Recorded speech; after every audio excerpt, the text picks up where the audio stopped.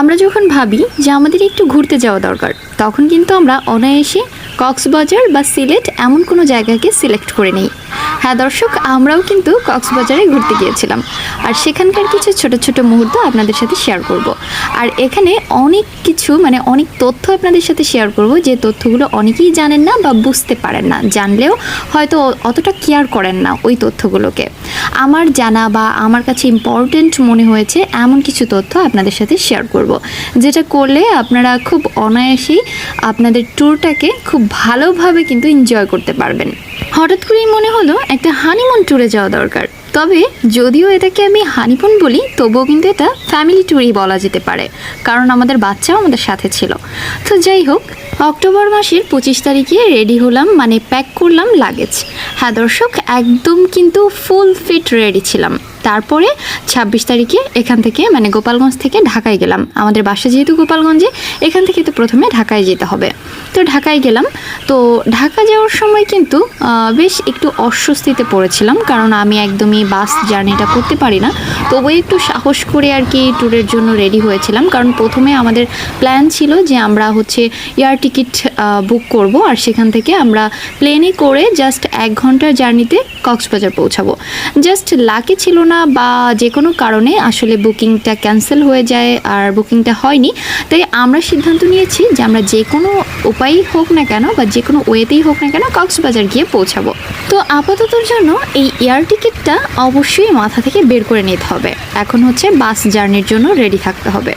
দর্শক, আমরা যেসব মুহূর্তগুলো কক্সবাজারে পার করেছি, এসব মুহূর্ত কিন্তু আসলে আপনি আমি যেই যাই না কেন অনেক বেশি ভালো লাগবে এইসব মুহূর্ত পার করতে। আর অনেকে আছেন বলেন যে কক্সবাজার লোকে কী জন্য যায়, একটু পানি দেখতে যায়, একটু বালি দেখতে যায়, এটাই তো। আসলে ঠিক তা না। আল্লাহর দেওয়া যে এই প্রকৃতি, এটা যে কত সুন্দর, আপনারা ক্যামেরায় যেটা দেখতে পাচ্ছেন এর থেকে অনেক অনেক বেশি সুন্দর। যখন যাবেন তখন বুঝতে পারবেন। অবশ্যই কিন্তু যাওয়ার ট্রাই করবেন জীবনের কোনো একটা সময়ে। যাই হোক, এখানে আমি যে সিকোয়েন্সটা আপনাদের দেখাচ্ছি, ডান পাশে সাগর আর বাম পাশে পাহাড় ছিল।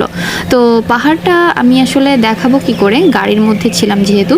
তো ভালো হচ্ছিল সব থেকে যে সাগরের সিনটা দেখানোর জন্য, তো সাগরটাকেই ভিডিও করে রাখছিলাম আপনাদের জন্য।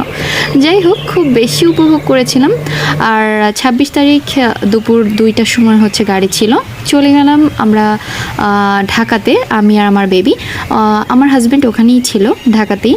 তো এই জন্য আর ওনার কষ্ট হয়নি, আমার আর আমার বেবির একটু কষ্ট হয়েছিল, যেহেতু 26 তারিখেই কক্সবাজারের জন্য রওনা হব। তো আপাতত 2টা থেকে 6টা বা 6:30 পর্যন্ত গাড়ির মধ্যে ছিলাম।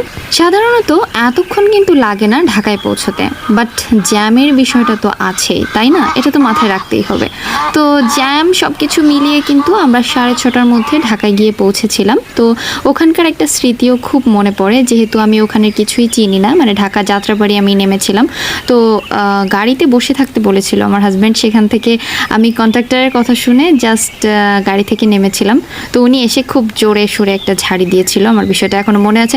আর আমি কিন্তু আসলে গাড়িতে উঠলে খুব বেশি অসুস্থ থাকি, এজন্য আপনাদের সাথে শেয়ার করতে পারলাম না ওই সব ভিডিও, যে আমি কখন গাড়ি থেকে নামলাম, গাড়ি থেকে নেমে কি করলাম, এটা ওটা, এগুলো আসলে শেয়ার করা সম্ভব হবে না, কারণ আমি তো ভিডিও করতেই পারিনি। আমি আসলে এতটাই সিক হয়ে গিয়েছিলাম, বমি টমি করে একদম জানাতে অবস্থা হয়ে গিয়েছিল আমার।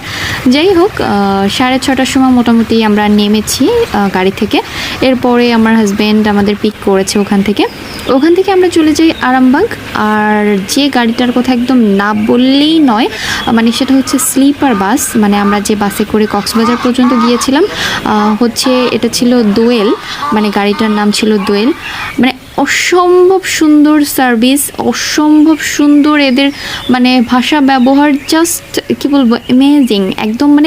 এত সুন্দর, আমি এত সুন্দর, আমি এত গাড়িতে জীবনে উঠেছি, এত সুন্দর আমি দেখিনি। এদের কাউন্টারটা যত সুন্দর, এদের ভাষা ব্যবহার এত সুন্দর, এদের সার্ভিসটা এত সুন্দর।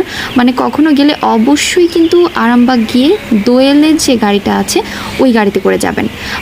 স্লিপার বাস যারা যেতে চাচ্ছেন বিশেষ করে কক্সবাজারে, তাদের জন্য আমি এই একটা টিপস দিব যে অবশ্যই এয়ার টিকিটে যাবেন যদি আপনারা সুস্থ সবলভাবে যেতে চান, বা কি বলে খুব বেশি এনজয় করতে চান তাহলে কিন্তু যারা একদম বাস জার্নিটা করতে পারেন না তারা একটু কষ্ট করে হলেও এয়ার টিকিটে যাবেন।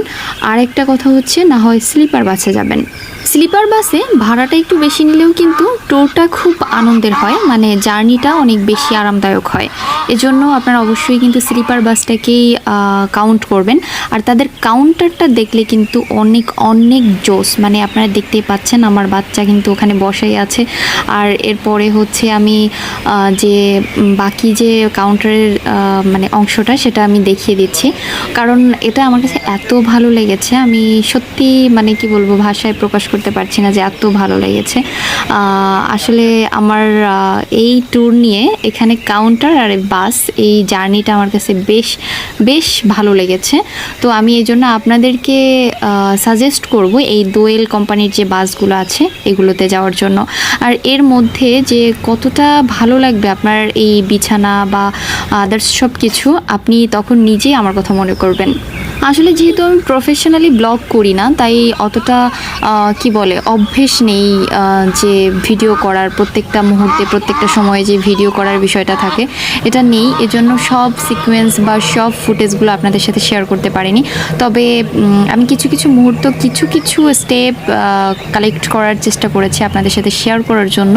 তবে আমার যে পুরা কক্সবাজার ট্যুরটা আমি যতটুকু ক্যাপচার করেছি বা যতটুকু আমি ভিডিও করে রেখেছি অবশ্যই আপনাদের সাথে শেয়ার করব, কিন্তু অনেক বড় করে নয়, আমি ছোট ছোট ভিডিও করে আপনাদের সাথে পার্ট পার্ট করে শেয়ার করব। এটা ছিল ফার্স্ট পার্ট।